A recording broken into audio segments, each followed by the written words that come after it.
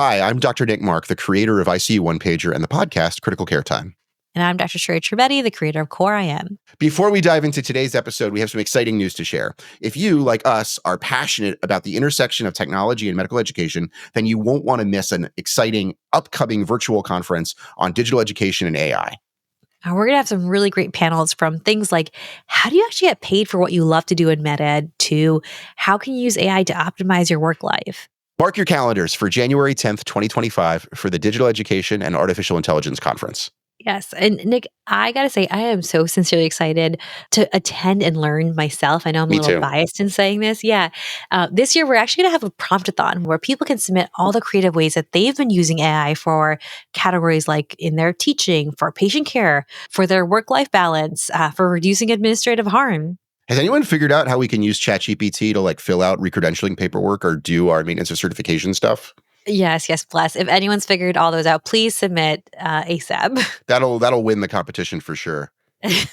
Also, I really got to emphasize that this isn't passive. This is going to be hands-on learning with interactive workshops where you'll learn about things like infographics, podcasting, and how to give better talks and how to disseminate the work that you've made. Yeah, I think the beautiful thing about this conference is we really thought about how can we all walk away as a better community and come together. And so we've really thought behind the scenes about who we're inviting and how we're going to make it a day where everyone's going to come together and be better about how we're using technology and AI for our day-to-day. Actually, at the end of the conference, everyone's going to come away with a living document of all the different submissions and all the different ideas that are going to come out throughout the conference. You're not going to want to miss this. And speaking of community, there's going to be a virtual lunch networking session where you can eat virtual lunch with thought leaders like Shreya and myself. By the way, what does somebody eat for a virtual lunch? That is a great question. I'm just like, whatever salad with a side of emojis or something else ridiculous. Pixelated pizza, yeah. Anyway, You are not going to want to miss digital education and AI. Follow the link in the show notes, fill out the registration, and we hope to see you on January 10th. Yes, see you then. Take care. See you soon. If you are a space agency selected astronaut, then you have your pre-flight fitness regimen, 2 hours of near daily aerobic and resistive exercise, personalized, stringent rehabilitation program after you come back from space. Not only do you have the muscle atrophy and the bone loss, you're essentially learning to walk again. So when you get up to space for the first 24 to 72 hours, you may suffer from what is known as the space adaptation sickness.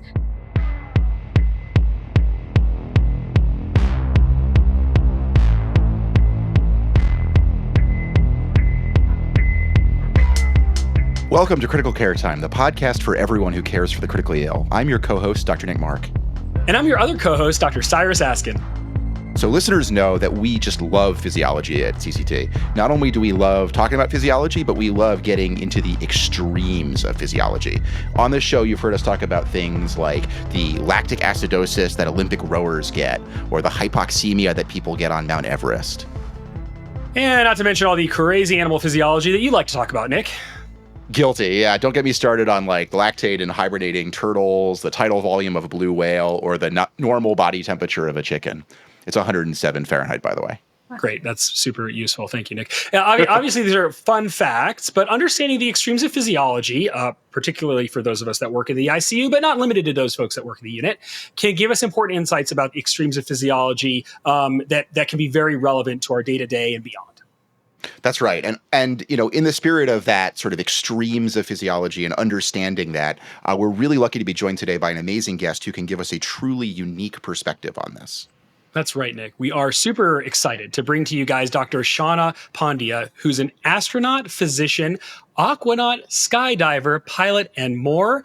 I'm already out of breath, by the way. She is also the first commercial female astronaut from Canada, and she'll be flying to space with the Virgin Galactic Delta class of spacecraft with the International Institute for Astronautical Sciences as early as 2026.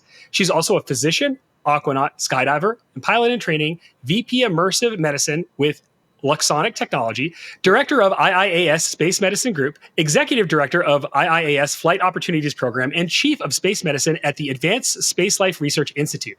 Dr. Pandya was on the first crew to test a commercial spacesuit in zero gravity in 2015. She earned her Aquanaut designation on the 2019 Neptune, which is the Nautical Experiments in Physiology, Technology, and Underwater Exploration mission, and completed a second Aquanaut mission, which is Neptune 2 or NEP 2NE, so very clever there. That's 5 out of 5 stars for a study name. We always rate clinical trials, and that gets 5. It does. It really does. In May 2023, for a total of 11 days and 10 nights underwater. Holy moly! I'm already I'm ready to call it. I'm exhausted already. That was extreme. Yeah, that's amazing right there. Yeah, holy smokes! Welcome to Critical Care Time, Shawna. Welcome. Oh, thank you so much. I'm so excited to be here. Well, we have so much fun stuff to talk about. Let's get into it. All right, so I guess maybe I'll kick us off, Shawna. So, where to begin? I mean, I feel like first of all, I feel so woefully inadequate after reading all of that. But I'm going to put my inadequacies aside, and I'm going to ask you, how on earth did you get into all of this? How did you get interested in all these amazing things to begin with? Yeah, that's a really great question. So I think, like a lot of lifelong space nerds, it started off in childhood. And I was a kid in the 90s watching Canada's first female astronaut, Dr. Roberta Bondar, fly to space. And I was sort of like this realization, this aha moment that, oh my gosh, Canadian girls and women can do this. And so when you're a kid, you tend to oversimplify things and you realize that, you break things down into their core components. So I said, okay, well, to be like Dr. Bondar, I just need to do what Dr. Bondar does. So she was a neuroscientist, a physician, and then an astronaut. So I said, okay, I'm going to go to school, study neuroscience, be a physician. And then I was in this holding pattern for the longest time. But then as of June 20th, as of this year, I have been announced to my first ever spaceflight mission. Super exciting. Yeah. Walk us through the process of becoming an astronaut. What is that like? Yeah, it's incredible. 2024 and the current era is the most incredible time to be alive if you are a space nerd, because for the longest completely agree. Yeah, totally. And in medicine. But for the longest time, the only way to get to space was through a space agency. So you would have to wait for NASA to hold a selection. If you're a Canadian like me, you had to wait for the Canadian Space Agency to hold a selection. And we have a little bit of a smaller program than NASA does. So we've only had 4 ever astronaut selections in the 80s, 92, 2009, 2016. And so that used to be the traditional route. Wait for a space agency to have its selection, hope you get selected, and then train for your mission. And ever since 2021, we have seen the rise of the commercial space sector take off, literally. So you have seen companies like Virgin Galactic and Blue Origin take off as suborbital spaceflight providers. You have seen orbital missions like Polaris Dawn and Inspiration 4 and Axiom send private astronauts to space. And, we saw this opportunity. So historically now through commercial spaceflight, you can go as a tourist, you can go as a contest winner. And then we realized there was a real opportunity to use research as an avenue to space. And we really truly view microgravity is the next great research laboratory. So that kind of brings us back to the International Institute for Astronautical Sciences, where I hold a number of hats. I've been working with this institution for nearly 10 years now as the director of space medicine of our space medicine group. And in November of last year, we had previously secured, and we flew our first human research spaceflight with Virgin Galactic. We had 3 payloads aboard that mission, 2 of which were biomedical. I was the PI for a continuous glucose monitoring payload over that suborbital spaceflight. That was the first time in the world that had ever been done. And it was just an incredible experience with a lot of returns. And basically, it was such a good experience that we had a great time working with the Virgin Galactic payload integration team.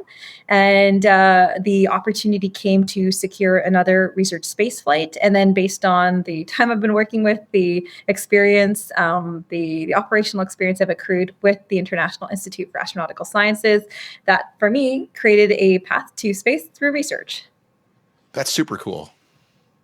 Man, that's an amazing story. So I'm kind of curious, like as a clinician, I guess, are there things that you're kind of doing actively, or is your focus really more in the research sector? Yeah, that's a great question. And this being a medical podcast, that's probably an appropriate thing to talk about. So I am a rural emergency medicine physician. So Cool. Okay. yeah, so the smallest towns that you've never heard of, I work all over the province of Alberta. I've covered over 30 sites. So the way I split my time is I do clinical on weekends and stat holidays, and then I do space medicine and research and my other hats during the weekdays. And so it's it's like a box of space medical chocolates. You never know what you're going to get.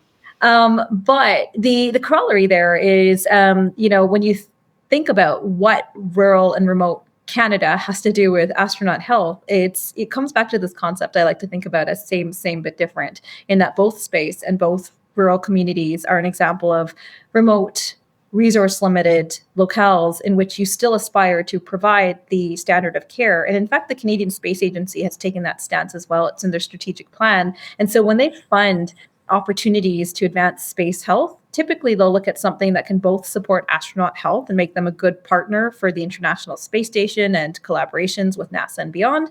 But they also want a dual use application that can also bring benefit to those rural communities. So it's this concept of same for different. And some of the companies I've worked with have actually been funded by CSA to create healthcare innovations that would both benefit astronauts as well as those same communities. In researching this episode, I was kind of looking at that, and I was shocked how many things we take for granted on the ground, Right. and that things that we use like every day in the ICU were originally developed for like space flight purposes. Telemetry, yes, yeah. Yeah, right, exactly. You got to know how your astronauts are doing. You need telemetry, that like magic in-ear infrared thermometer that we do torture our kids with, or we used on our patients, like developed by NASA. The list goes on. I mean, it's a really cool topic, and I love that there's this cool overlap between taking care of people in more austere rural environments or battlefield environments and space. That like a lot of the things that define excellent care in space can define excellent care everywhere. Yeah, absolutely. And, if we have some time, I can tell you about some examples. I work with a Canadian company called Luxonic Technologies. So disclosure, I'm a paid employee at this company, but I was brought to this company based on my space medicine and extreme environment background because the company had won a number of Canadian Space Agency contracts to create technologies that had that dual application. So the first thing Luxonic was funded for was to create a series of virtual reality medical education and procedural training modules. And so we first did that. We created a sepsis module for astronauts on long duration missions, so they didn't de-skill, because as an aside, there is no physician guaranteed to be on every International Space Station flight. You have a crew medical officer. And once upon a time, that training to be a CMO was 40 to 60 hours. And over time, as the astronaut curriculum becomes more packed, at least at the space agency level, that CMO training comes down to about 15 to 20 hours. So now imagine you've never stuck an IV in a patient in your life. You've learned that skill a couple times on Earth, and then you're called upon, that skill set when you're in space, and you go to stick in an IV. We all know that you're probably going to miss that insertion. You're probably going to de-skill. You're not going to have that muscle memory. So within that sepsis module, we have tubes and lines and IV insertion. And then, of course, this was right before the pandemic. So around that time, when certain global events happened in 2020 and everyone lost access to their traditional work, learning, training spaces, VR became a lot more sought after on Earth as well. So now we've used these modules to examine and certify paramedics at the provincial level in Canada through airway modules, ACLS modules, sepsis modules. So this is what we mean by that dual use application. And then I know in leading up to the show, we'd said that we have to mention POCUS, point of care ultrasound. We have to. So we have mandatory. to. Okay, well then let's bring in the space aspect. So we've also been funded by the Canadian Space Agency for this exact same dual use application. So the challenge with space and also some of our rural environments is that we are constrained by what we can bring with us. So it has to be mass, volume, power, limited. And so we developed at the same company, Luxonic, this mixed reality point of care ultrasound system. So you actually slip on your headset, you maintain your environmental awareness. I can see you if you're making a funny face at me, but we have a commercial off-the-shelf transducer probe attached to it. And so now you can maintain your situational awareness. You can see the interface of your ultrasound layout. You have the same tools. You can adjust your gain, your depth. And then the added bonus is if I'm having trouble, if I have never done an appendix scan, or if I'm just doing a challenging fast scan on a patient due to my own experience, due to patient factors, I can phone a friend and you can link in, even on your desktop through another headset, you can see what I'm seeing and you can even see how I'm positioning my hand. And you might be able to say, oh, I see the problem. You're having trouble acquiring your complete right upper quadrant view because of rib shadow. You can change your transducer, rotate it counterclockwise 15 degrees, and that'll solve your problem. So suddenly this becomes equally useful for space-like environments as well as for your most remote and rural community or for your most remote and prolonged military field deployment. That's so cool. And I guess I have two immediate reactions to that. Number one is like, where can I send my money so I can get one? Because that sounds amazing. And number two is, it seems like, it's also useful because like, even if you know you have a physician on a mission, that person could get sick too. Like we've seen this in like missions in Antarctica before where it's the doctor who gets sick. So, yeah. Can we take a side digression to talk about the most please. case of this? Have you guys heard of, I think it's Leonid Rogozov? So who took out his own appendix. Yes. Take his own appendix. Now imagine having to do that on Mars where it's 38% gravity. Like it's just, think about what it takes to do your own incision on none of us want to do it. Like if you've ever seen it done on a patient, you just don't want to do it to yourself. Right. I would just give myself Zosyn, frankly. I mean, it's I remember hearing this story and being so blown away by it. And they have this amazing photo on Wikipedia where the guy has like pillows behind him and like mirrors so that he can see or whatever. Yeah. And like the modern guidelines would suggest that in that setting you could use antibiotics. And I when I learned that, I felt so bad for this guy. I was like, to be fair, he tried it. So his first, the story goes, he felt some right lower quadrant pain, and he's like, well, that's good, I'll walk it off. He's Soviet, he's pretty tough. And then that doesn't work, develops a fever, takes, I think it was oral antibiotics he had on him. So tries that, doesn't work, feels worse. And they said, okay, well, here's the situation. I probably have appendicitis. I'm the only doctor in Antarctica. There's only one of two ways this is going to go. And then he proceeds to have that elaborate mirror setup. And one of my favorite depictions of this, there's a site called thereifixedit.com, and there he is, front row center, taking out his own appendix. But again, you super don't want to have to do that on spaceflight, especially a long duration spaceflight. So for those who are super space medicine nerds, there's this really cool paper from 2012 called Prophylactic Appendectomy for Long Duration Spaceflight. Is it worth the risk? And they talk about, it's super cool. It's a fun read. And it's by some of the most prominent flight surgeons and names in space medicine at the time from NASA and the Canadian Space Agency. And they talk about the value of, is it worth it? What about bowel adhesions? Could that create a complication? And in reality, it has. So another side digression, Chris Hadfield, the astronaut, he writes in his autobiography that he actually did have a partial bowel obstruction secondary to adhesions prior to him going up to the International Space Station as commander, which is problematic. So, they discuss those pros and those cons, and then they go a step further and say, well, how many organs do we need really? What about a prophylactic cholecystectomy? So then they kind of discuss the pros and cons of that. So for anyone who wants to take that side digression, it's in a publicly available paper. It's a really good read. You got a lot of redundant bowel. We got two lungs. Yeah. Tonsils. You need your spleen, really? Not really. Are there encapsulated bacteria in space? I think... Yeah, actually, glad you asked. Our immune systems are more immunosuppressed and germs are more virulent, and there's evidence of T cell suppression. And so, for example, case studies have shown herpetic infection reactivations, shingles reactivations in the spaceflight environment. So, that's not encapsulated bacteria. Those are viral, but the more you know. No, absolutely. And yeah, you can imagine that there's a lot of factors in space that set people up to get sick, even though you're selecting for super healthy, super fit, super screened people. Yeah. As you contemplate longer and longer missions, it just becomes a matter of time until you have a serious medical emergency where you can't just go back to Earth right away. Yeah, and they've actually, the NASA machinery behind thinking of the medical concept of operations for long duration spaceflight and for Mars is actually very mathematical. They estimate in the number of person years, the probability of getting sick, and it's something like 6%, if memory recalls correctly, the likelihood of having a evacuation level or major medical event over the course of a 3-year Mars profile mission. And if you're looking for more bedtime reading, there's actually publicly available, there's the medical concept of Operation for Mars, where they talk about, what that looks like, what that architecture looks like for a long duration mission profile. And it's really fascinating / terrifying because they break it down. And so it's like, if you have a medical emergency on the launch pad, of course you're going to abort, you'll delay launch.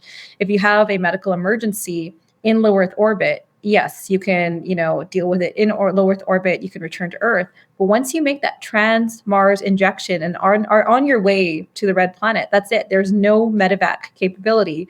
So either don't send your favorite astronauts, or you're going to have to figure out a way to make your crew more autonomous. Right. Oh, wow. And wow. That's, I mean, and just to put some numbers to this, because I suspect not all of our listeners are space nerds. That's their loss. But right. So like, How possible?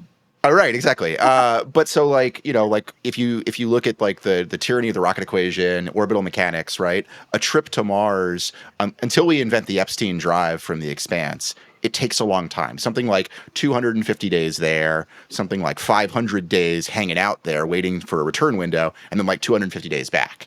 Yeah, that's exactly it. Yeah, it's not as simple as taking the next bus to Mars. It's a 6 to 9 month one-way journey. And then depending on the alignment of Earth and Mars, you have to deal with increasingly long communication delays. So one way, it's 3 minutes at the shortest conjunction. And that can be 6 minutes round trip. And then at the furthest, it's a 48-minute round trip delay. So now if you have a cardiac arrest on Mars and it's the doctor, you super don't have time to radio back to mission control and say, hey, should I start compressions? Because that's not ideal.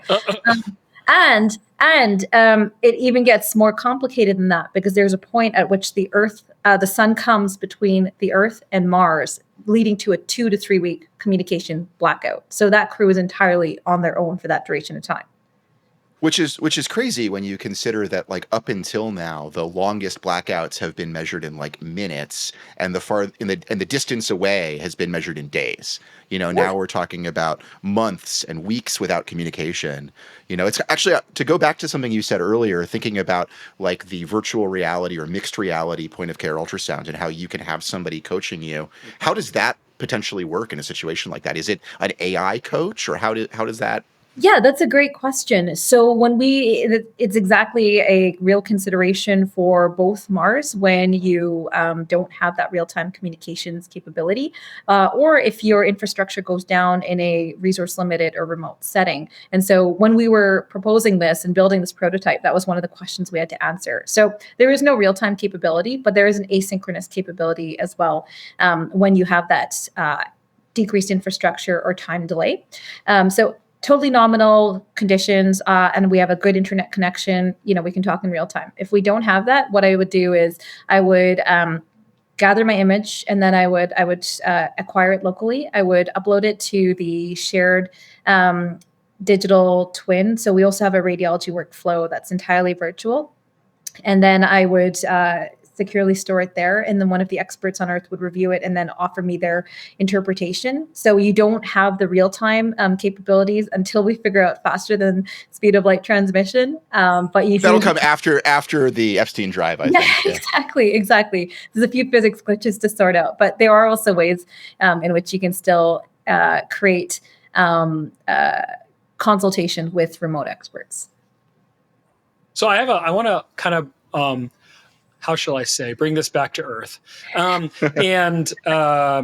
So you've alluded to a number of times, Shawna, this idea of like what the work that's been done, extraterrestrially, and how there are clear corollaries between that and austere environments, remote environments. Have you seen those applications, and like, can you talk through some of those so that we can kind of see maybe where for example, like our Earth-based clinical audience might see some of this stuff in play? Totally, yeah. So when we talk about technologies that may have application in one medium or environment that has potential application in another relevant environment, we talk about spin-off and spin-in applications. Okay. And so actually NASA has a whole magazine devoted to this, and it's called Spin-Off. Because I read that preparing for this interview, and there is some awesome stuff in there. there's cool stuff there. And so like officially the program is called the Technology Transfer Program. So NASA has one, the European Space Agency has one. And like these are all, again, if you're curious, if you need some bedtime reading, if you want to, see what's been what has come from space and what has brought benefit to Earth. There's a lot out there. There's thousands of pages. And so, on the Canadian side, the first virtual reality module that I was telling you about, yes, we developed these medical training and procedural modules for astronauts to maintain their skill and their muscle memory and to have unlimited redos and retire that risk. And then along came the pandemic, and we started working with regulatory bodies to create those certification pathways, those training pathways. So the Saskatchewan College of Paramedics has taken that backbone of what we created, and then we've worked with them to create certification level modules through which paramedics are examined. So we have an airway module, and it's the exact same way that you would teach and train someone in person. You go through the easy stuff, you go through airway positioning and optimization, then you might suction, then you might do an NPA or an OPA, and then you might proceed to intubation. And so that's one of the modules that they have. There's a advanced cardiac life support module. So that's one that's reached commercialization. And then with the mixed reality point of care ultrasound, that's relatively new.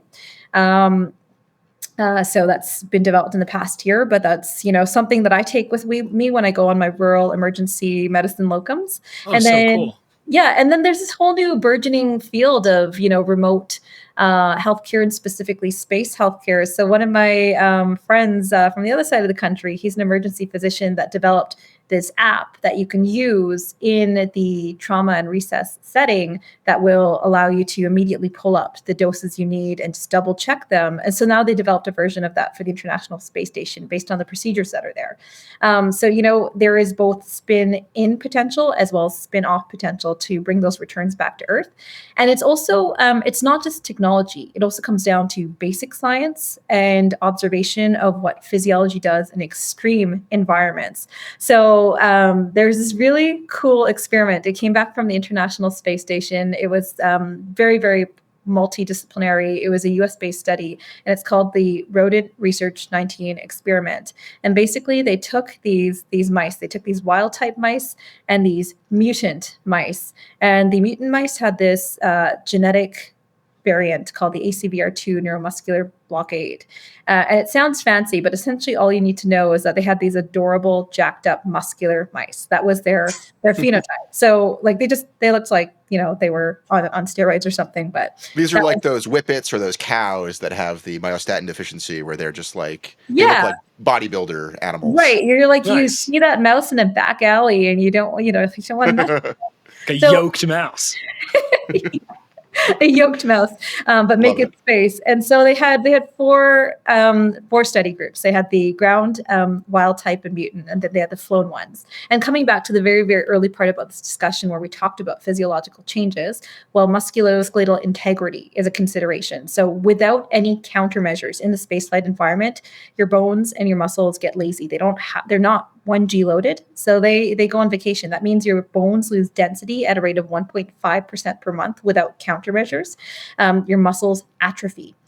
So what they wanted to see, like right now, the countermeasure is for astronauts to do approximately 2 hours of resistive and aerobic exercise on station 6 days a week. That's a lot amidst an already busy work schedule.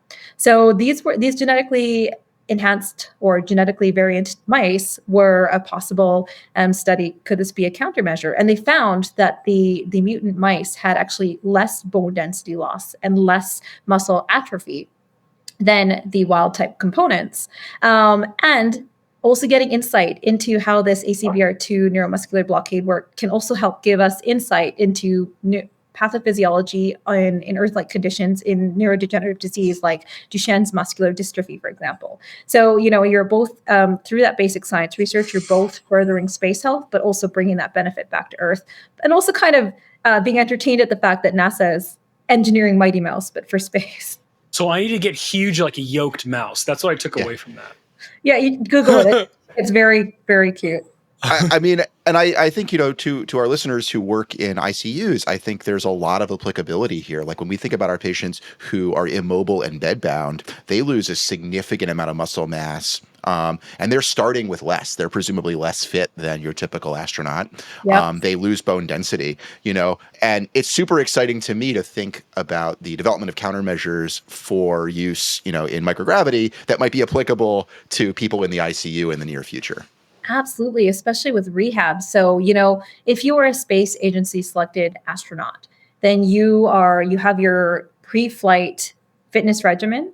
You have the 2 hours of near daily aerobic and resistive exercise that you perform in space, and then you have a very personalized, stringent rehabilitation program after you come back from space, because you're totally decompensated. Not only do you have the muscle atrophy and the bone loss, you're essentially learning to walk again, because we haven't talked about the disruption and balance that happens between your eyes, your proprioceptors, your vestibular system. So when you get up to space for the first 24 to 72 hours, you may undergo what is known, or you may suffer from what is known as the space adaptation sickness. So because of that mismatch between what your eyes see, your inner ears perceive as up or down, and where your proprioceptors think of where you are in space, your brain gets horribly confused, and that can translate into intractable vomiting for the first 72 hours. So not only is that uncomfortable, it's somewhat disgusting in zero G, but it's also a safety risk. If you were in a closed spacesuit during that first 72 hours, you could asphyxiate. So that's why actually no critical activities like spacewalks are scheduled within that first week on station. So there's a lot of practical translations as to how we think about decompensation in space and how that translates back to Earth. And then the final part of that is by virtue of having fluid distribution. So again, we have the luxury of 1G sitting here in this podcast. Gravity will pull the fluid return, venous return down to our feet, and it's through valvular return that the blood doesn't just pool in our feet, that we can get venous return to the heart. So that gets totally decompensated when you're in the spaceflight environment. So in addition to this neurovestibular decompensation, you also have this vascular decompensation. So when you have astronauts being carried out of their Soyuz capsule, and you see them being carried out and like they're showered and lavished with garlands and flowers, part of it's pomp and circumstance, but most of it's safety, because most of them will undergo syncopal episodes if they try to stand up on their own. So truly focusing on that area of rehabilitation and prevention does have a lot of translation and application to the ICU patient as well as for astronauts. That's huge, because I'm thinking like, Nick and I are planning to do an episode on, muscle wasting and sarcopenia in the ICU. We've already done episodes on nutrition, or an episode on nutrition in the ICU with Dr. Paul Wishmeyer. And so as I'm hearing you talk, Sean, I'm thinking about like kind of this one topic we haven't really covered yet, which is post-intensive care syndrome, or PICS, which is sort of a combination of a kind of physical but also behavioral health kind of syndrome that you see in folks that leave the ICU.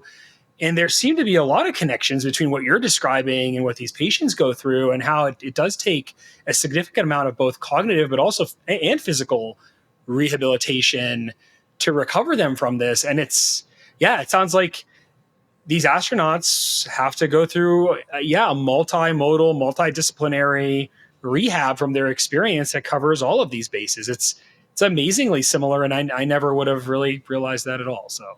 Huh. Yeah. And it's really interesting that you bring up the behavioral component, because first of all, like from the ICU perspective, it's really nice that we're paying attention to the post-ICU delirium, the PTSD that can occur, because I don't want to date myself too much. Back in my day, we ignored that it existed. And, we asked patients why they weren't doing so well after the ICU. You stop being sick. So it's really, really great that this has become so important. But then tying that back into space, when we talk about the challenges of long duration spaceflight, we talk about the RIDGE framework.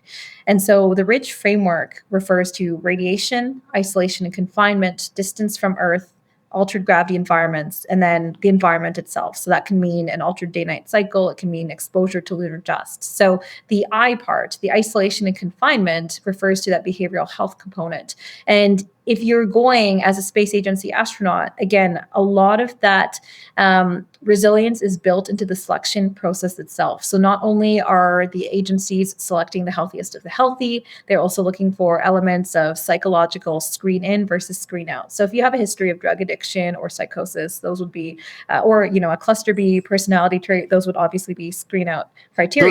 Those are only in movies or TV shows that they get selected. Yeah, exactly. They're highly selected for, in fact. Yes. Exactly, for the entertainment value. But when you want the selecting criteria, you want someone who's equally capable of being very team-oriented, has great interpersonal dynamics, but is also able to deal with boredom for long periods, work independently. And then there's this quality in positive psychology called salutogenesis. And that means, viewing adversity as the opportunity for character development, to rise to the occasion. So, it's really nice to be able to select that patient population in long duration spaceflight. In terrestrial medicine, we don't have the luxury of selecting for behavior, which I think means that you guys have to work a little bit harder.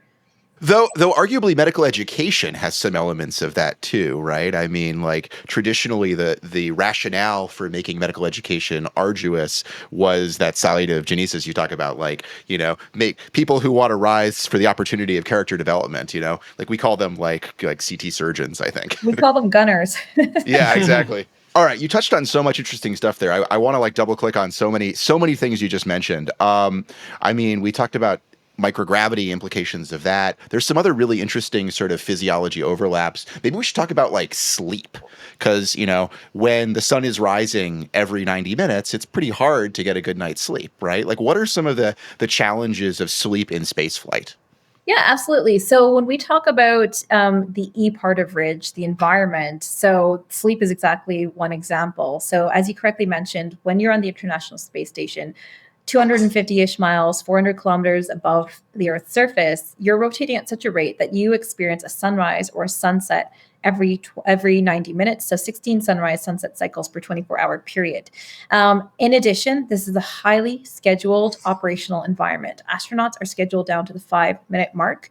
It can be loud, there can be vibrations, there can be the worry of not being able to be there for your family if they experience stress or a tragedy.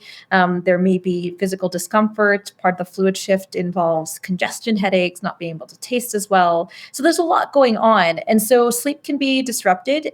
You are not lying flat on a king-size bed at night. You are floating around. Every astronaut does it differently, but they're floating around in a little cocoon in their sleep pod. They might, Velcro themselves to a wall. They may float freely.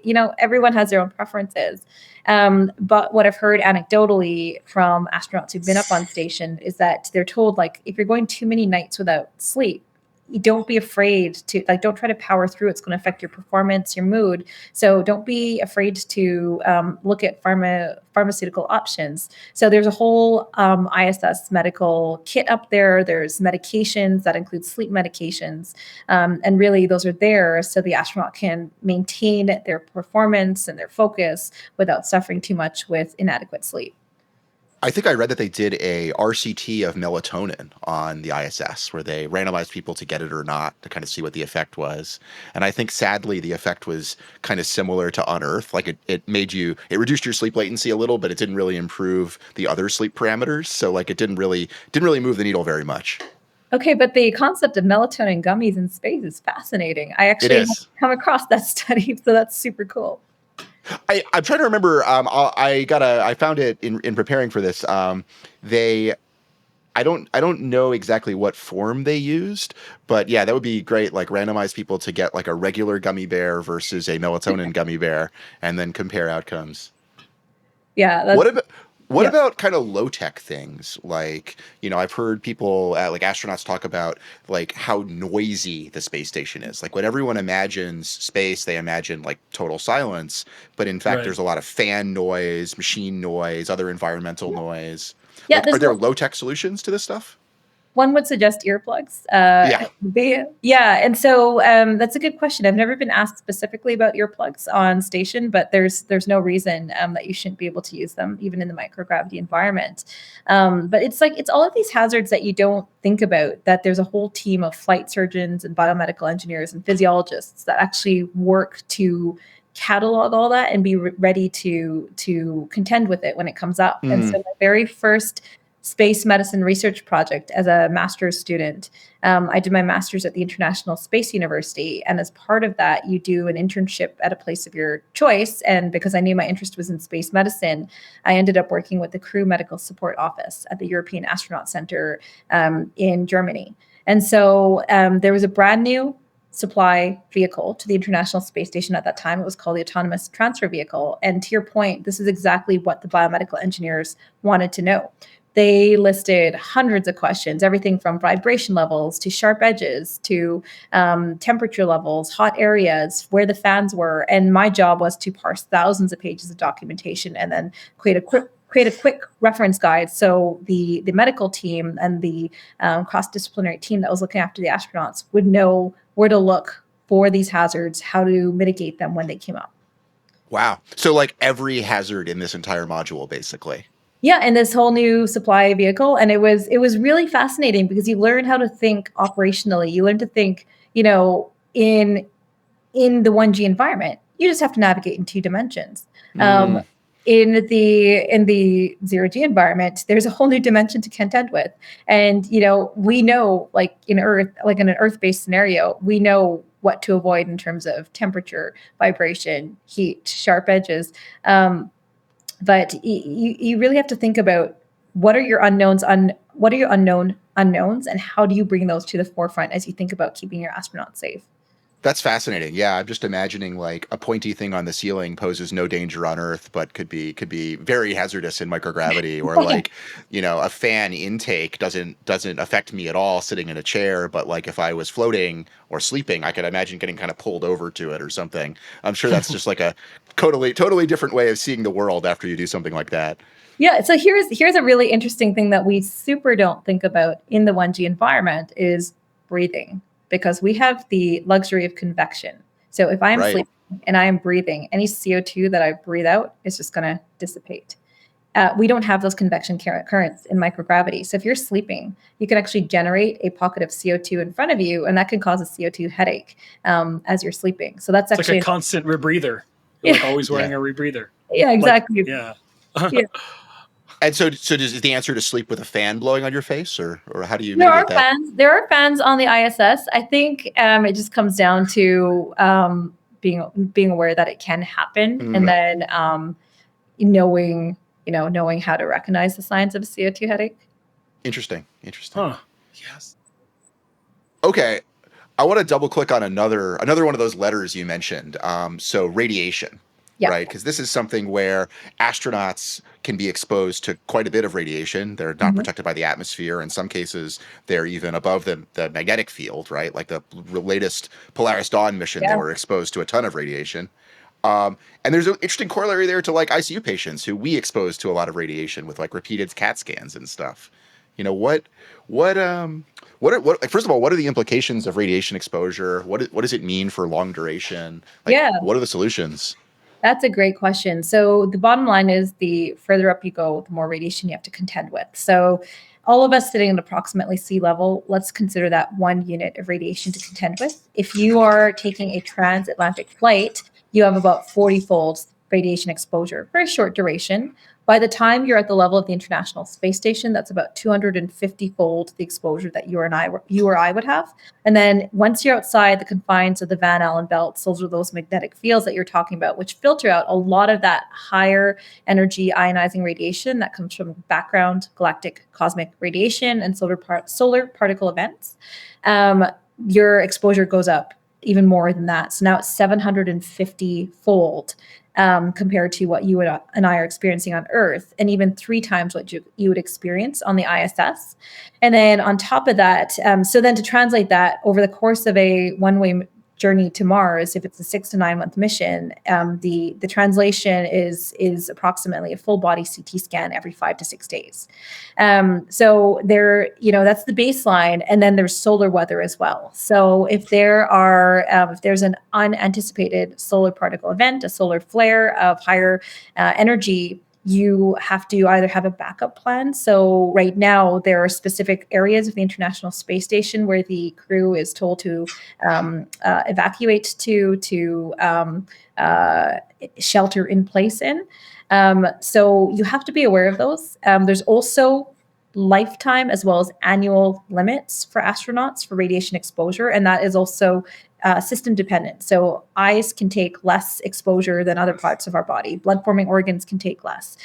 Skin can take a certain amount. So then all of that is taken into consideration when we talk about, what does this mission profile entail? And then, of course, there's ever newer proposals on how do we keep astronauts safe. So that can be everything from the shielding of the ship. So, a early proposal was taking a spaceship and then filling, creating 2 layers of walls and then filling the walls with deuterium water, heavy water, to stop a lot of that higher energy ionizing radiation. Of course, water brings weight. And so that becomes... Yeah, I was going to say, that sounds heavy. Heavy, yeah. So it's a proposal. Really, it's an idea. It's not necessarily one that's feasible. Some more recent ideas I've heard have included just making the fabrics that astronauts wear be more radiation protective. And then one of my favorite ideas that's still in the realm of science fiction, but not necessarily too far off. There's this write-up in the MIT Review around 2017 where they talk about splicing elephant genes into the human genome. And it's not because they want to make an elephant astronaut hybrid. They actually, elephants tend not to get cancer because they have so many copies. They have 10 copies of P53. That's right. Yeah. Yeah, exactly. And so the idea is if it's not unethical to splice elephant genes into the human genome, it's more unethical to send your astronaut unprepared to a higher radiation environment. So there's a whole bunch of proposals out there, but it is one of the foremost considerations for going to the moon and beyond. And on the first Artemis mission, which was a proof of concept, they sent 2 mannequins on a lunar flyby aboard the spacecraft. And basically they had dosimeters all over them, as well as radiation protective vests to see, what would end up being more protective, what is radiation exposure. So that's some of the ways in which scientists are trying to quantify what is the risk, how do we think about it, how do we mitigate it.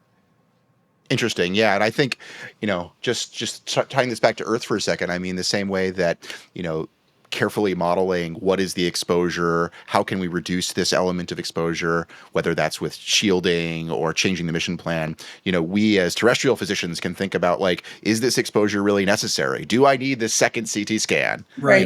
Because as you said, like, the doses that is equivalent to a CT scan every 5 days. Well, some of our patients are getting that. Right. And like, it's good to be mindful of this. I think it's really interesting.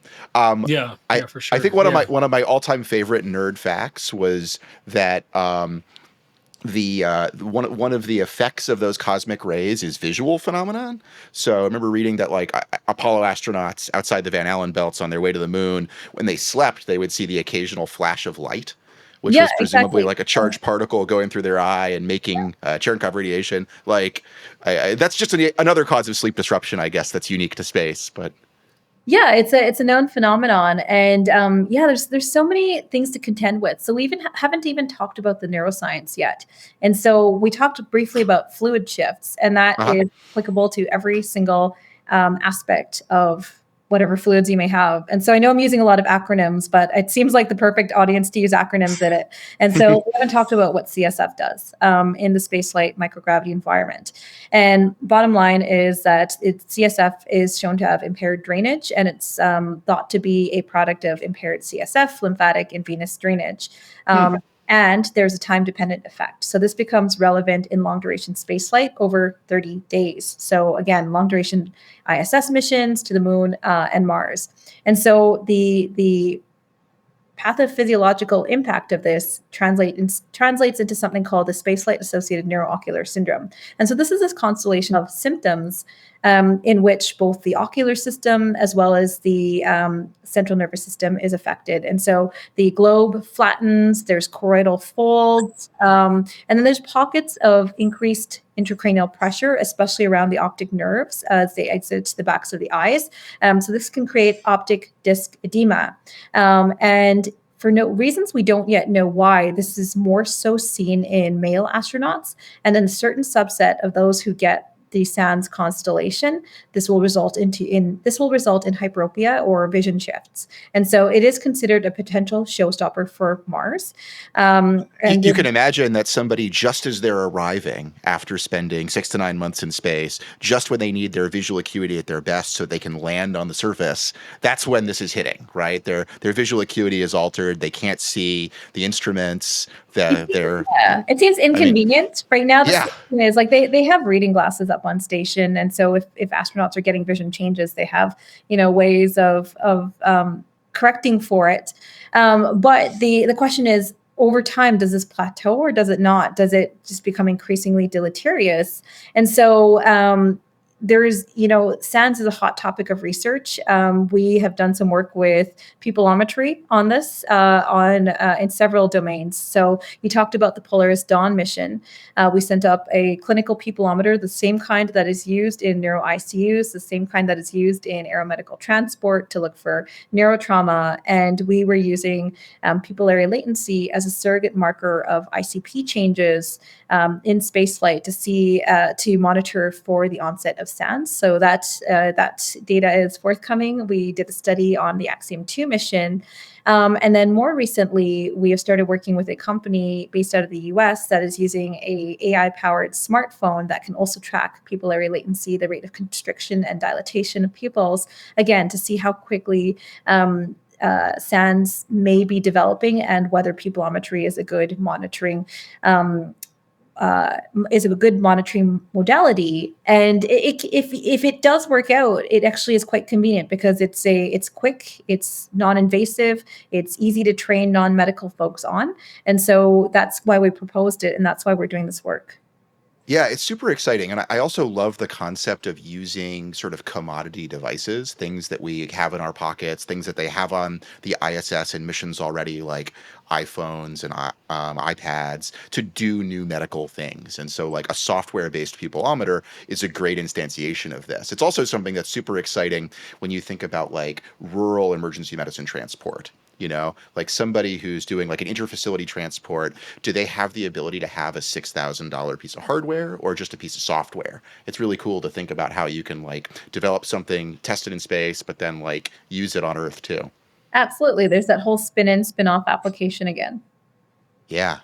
Actually, speaking of that, I mean, I just want to sort of, for our listeners, right? I mean, I think it's worth sharing the list of some of the innovations. Yeah. Like I think people have falsely heard that Velcro was developed for NASA. It wasn't. But things like freeze-dried foods, the Bowflex machine was developed for it. Solar panels have gotten. I thought the Bowflex was developed better. I thought that was developed for Chuck Norris, but maybe I'm wrong. I think he was the PI of that. Yes. But I was actually surprised. There were a couple that surprised me when I was reading Spin-Off magazine. So cochlear implants was a NASA engineer side project. LASIK eye surgery was a derivative of the LiDAR technology they used for docking spacecraft. Air purifiers that they use on the ISS are now being used like in operating rooms. Yep. And actually, this is the craziest one. Cyrus, I put this in here for you. Oh, thank you. Yes. Okay, great. So in 1977 at Edwards Air Force Base, a new coolant was invented to improve heat transfer in the space shuttle. Being water-soluble and non-toxic, the substance was repurposed and marketed as a personal lubricant. Oh, wonderful. That substance is known as Astroglide. And I've always wondered where the Astro came from. So thank you, Nick, for putting that in there. I really do appreciate it. The spin-off. Wonderful. Perfect. We all learned something today. Yeah. This is one of my favorite topics. So my first ever book chapter as a baby medical student was actually, so from the get-go, I was really interested in all of this, the potential for telehealth, for providing care to remote and resource-limited areas. And so early on in medical school, I would write papers about telehealth for global health and providing access. And so someone saw this paper that this keen medical student put together and asked me to turn it into a book chapter. And so the first book chapter I ever wrote was on space-based innovations that had terrestrial impacts, and it was called From Orbit to OR. And so all of these things, cool. So from all of these things, there's these full body suits with sensors that have biomonitors to monitor astronaut health. And those were actually turned into pajamas for infants called Mama Goose pajamas to monitor for SIDS, to keep the infant safe. Or the flame retardant paint on rockets was actually spun off to be used in Formula One racing to keep the race car drivers safe. So it's sort of like, Cool. anytime someone asks you, what has space done for me lately, just, point them to the list. No, and I think this is a timely moment for this discussion too, because with some political changes in the U.S., there may be changes in the funding environment, and I think it's good for people to just recognize like how much of the things that we take for granted on Earth we have because of space.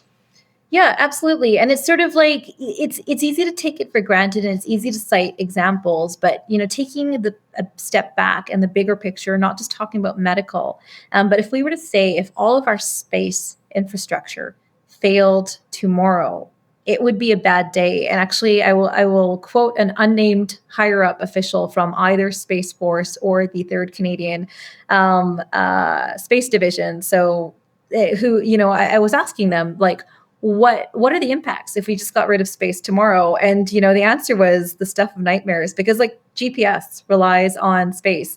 Our bank stamps relate, like the timestamps. Use And GPS. they all rely, like the whole banking system is space dependent.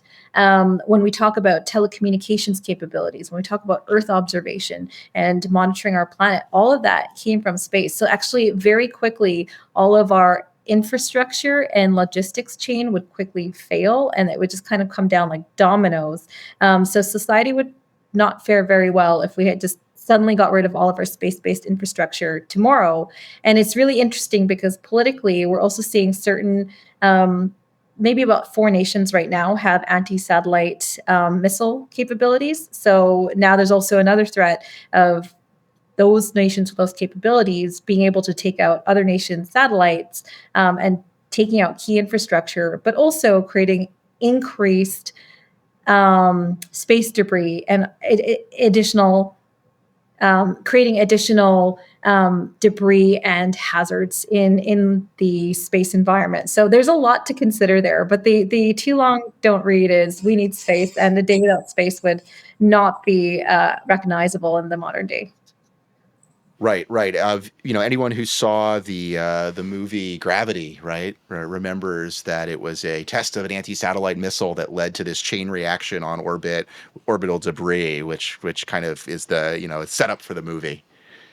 Can we take a quick side digression to just absolutely trash that movie? Yeah, please. How lots of unreal stuff there. Do it. I guess my biggest thing is the representation of women in space Hollywood movies. And it's sort of like, how is it that you have 2 astronauts who have been qualified to do spacewalks, fly to space, but the whole Sandra Bullock component is, save me, George Clooney, I'm too nervous to do this. Right. And George Clooney is like, I got you. Like that. This is the archetype. You saw that in The Martian. You see this over and over. You saw this in Ad Astra. So this is kind of like my little soapbox that we need to do better. We need to get better women characters in space movies. And also, side note, women don't wear underwear under their spacesuits. They actually wear clothes. So that was the other part about Gravity that really annoyed me. That's right. Yeah. So I think, you've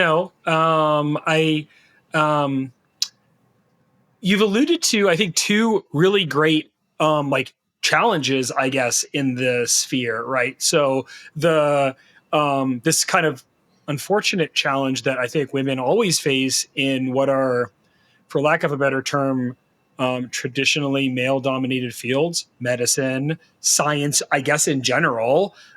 You could throw finance in there, engineering, which is like establishing themselves as forces to be reckoned with, quite frankly.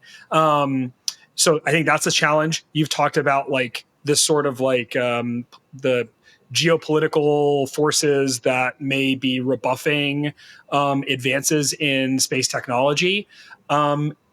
Any other obvious challenges, I guess, that you see on the horizon for either advances in the world of space technology, or perhaps, I don't know if you want to take it a step further, the interface or the interplay between space and medicine?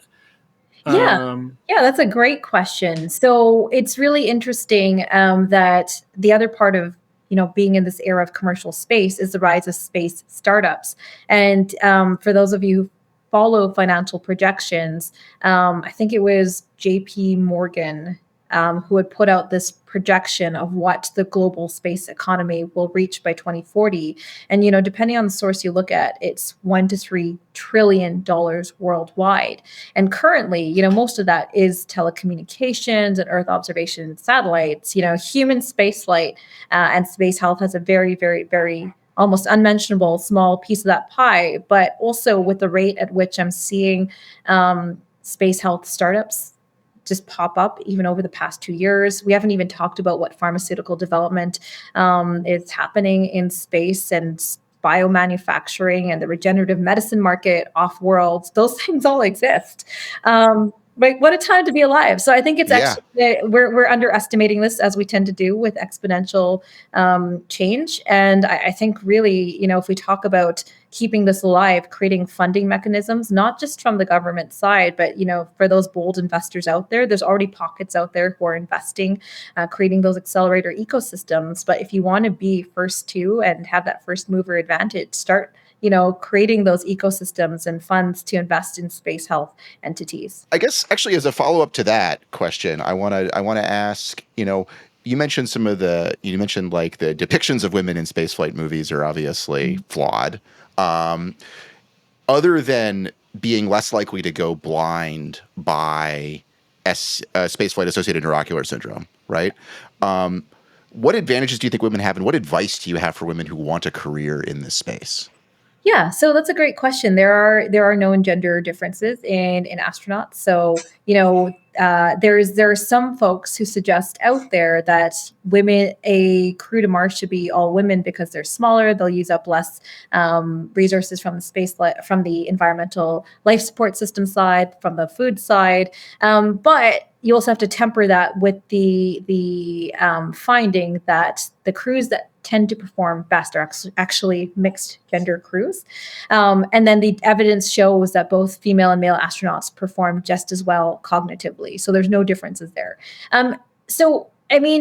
To get more women into this field, and there's no question that we need more women in space. There's only been 12% of space explorers to date who have been women. We've just passed our 100th woman in space this month, which is great. But we need more of that. And so I think the tide is turning. I think representation truly matters because that's what got me into space.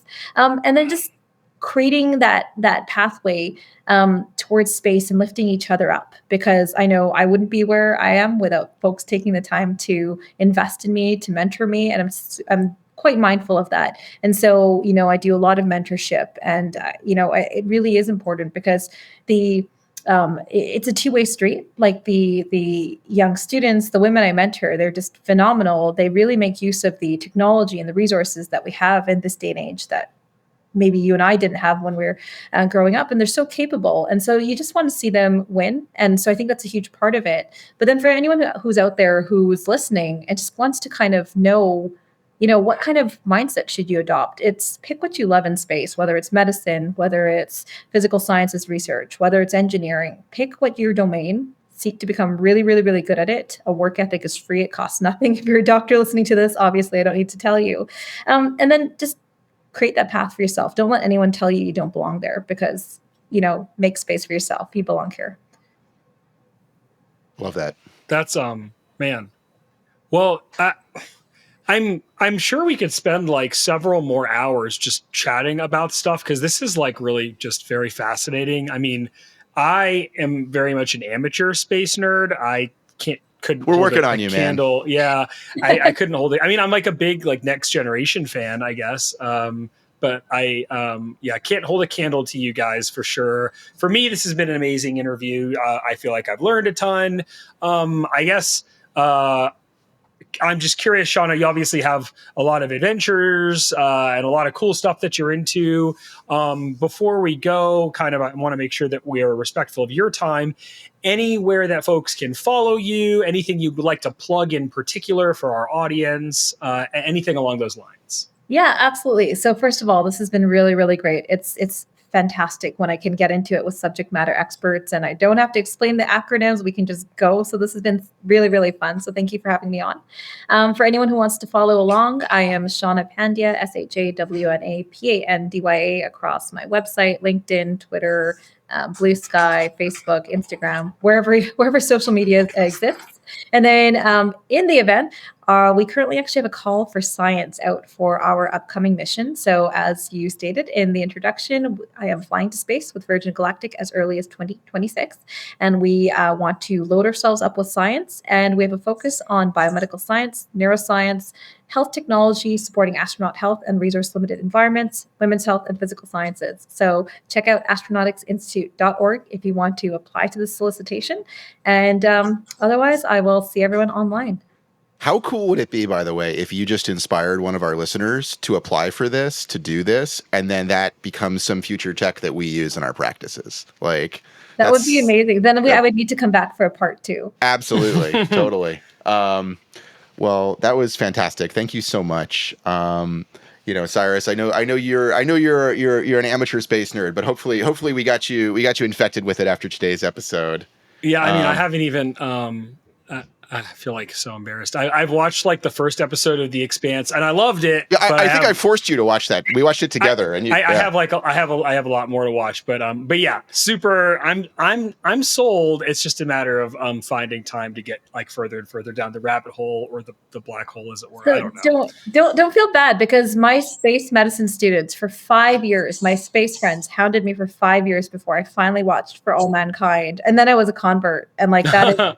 Such a good show. The women representation in there is great. The storyline. Oh, good. Yeah. They do have some psych issues in space, though. I think they could have done a little better selection on some of the people. No, but where's the entertainment value then? And to be fair, like during the Apollo era, I think they did capture kind of the cowboy mentality, the fighter pilot mentality. Totally. Yeah, I think they did great with that show. But if they ever need a space medicine consultant, I tribute. I love it. All right, folks. So today we discussed so many things with Shawna. Had a fantastic time talking about some of the challenges, specifically medical challenges related to space flight. Surprisingly, maybe not surprisingly, actually, there are really many concepts that are applicable to caring for patients in terrestrial ICUs that we can take away from our colleagues that are going on missions into space. Things like, immobility is bad, both on Earth and in space. Lack of sleep, not so good. Radiation exposure kind of sucks. We also talked about how some technologies we use every day in the ICU, like those IR ear thermometers, were developed for spaceflight. What he means to say is that he learned today that Astroglide was developed for spaceflight. Okay, you've got to get off of this Astroglide kick, dude. Okay, we also talked about the challenges of future missions, and so this is a all kidding aside, a real problem. So I think whatever we can do to support our colleagues in space, going to space, working with industry, working with government organizations to support these missions is, I think, is a noble cause. Hopefully, though, that being said, we'll see some of these new technologies that Shawna alluded to in ICUs in the future, figure out how to solve some of the problems we kind of alluded to. All exciting stuff going forward. And we're all going to subscribe to Spin-Off Magazine so we can learn more about that. Yes, we absolutely should. Speaking of learning more, if you want to learn more about topics we touched on today, topics we've touched on other episodes, you should definitely check out our website, which is www.criticalcaretime.com. While you're there, you can read our show notes. You can subscribe to our mailing list. You can even check out our store, grab some swag while you're at it. And with that, we come to the part of the show where we like to say thanks. First, thank you to our awesome guest. It was great to have you on the show, Shawna. We'll have to have you back when you inspire the next crucial development, and hopefully if you'll come back after your mission in 2026. We'd love to talk to you after. Love to.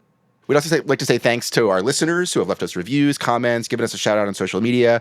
We read what you say. We like it. It inspires us. We especially like the people who left us 5-star reviews. That really helps the show grow. We want to hear from you more, so you can follow us on Blue Sky. We're at Critical Care Time. On Twitter and X, we're Crit Care Time. On Threads, we're Critical_Care_Time. Unlike Shawna, we did not have the forethought to have one thing that we reused across platforms. So it's literally different on every platform. You should also check out our YouTube channel. That's right. We just like to keep it spicy. We also would love to give a big thanks to our sponsor, C-Star Medical. We're fortunate and grateful that this episode and all episodes of Season 2 of Critical Care Time are sponsored by C-Star Medical. C-Star Medical is advancing the science of self-directed extracorporeal therapy to help restore the balance of a dysregulated immune system in acute kidney injury and sepsis. Check out their website, cstarmedical.com, to learn more. We'd also like to say a big thanks to our podcast team who edit and make this show possible. Production help from the folks over at Podpaste, as well as Kurt Belknap for the theme music. And finally, the views within this podcast and any associated media do not necessarily reflect the views of our employers. All references to patients or encounters have been modified to be HIPAA compliant, and thus any similarities to real-world cases are purely coincidental. Finally, this podcast is for educational and entertainment purposes only and should not be used in lieu of seeking medical advice. Please consult your physician. Especially if you find yourself in space. Yes, definitely. I'll just say, Cyrus, you're doing great, but you're not quite at the end of the pharma commercial level yet. Oh, I know. I'm working on it. Thank you, Nick. Yes, I need to, how shall I say, lube things up a bit better. With that, thanks again for listening. I'm once again Dr. Cyrus Askin. And I'm Dr. Mark. Thank you, everybody.